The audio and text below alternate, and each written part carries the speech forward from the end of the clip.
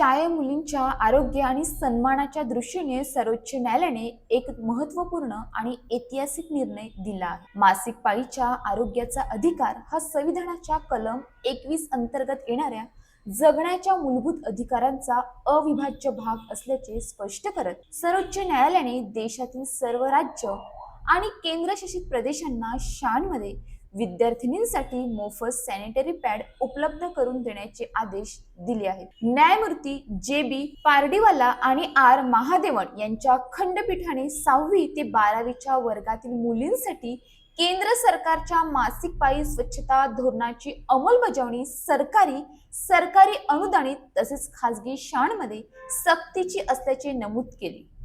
न्यायालयाने स्पष्ट केले की जर शाळे विद्यार्थिनींना स्वच्छ आणि सुरक्षित शौचालय तसेच मोफत सॅनिटरी पॅड उपलब्ध करून देण्यास सरकार किंवा शाळा प्रशासन अपयशी ठरले तर त्यासाठी संबंधित यंत्रणांना जबाबदार धरले जाईल। यासोबतच सर्व शाळांमध्ये मुली व मुलांसाठी स्वतंत्र शौचालयाची व्यवस्था तसेच दिव्यांग विद्यार्थ्यांसाठी अनुकूल सुविधा उपलब्ध करून देण्याचे निर्देश देण्यात आले आहेत।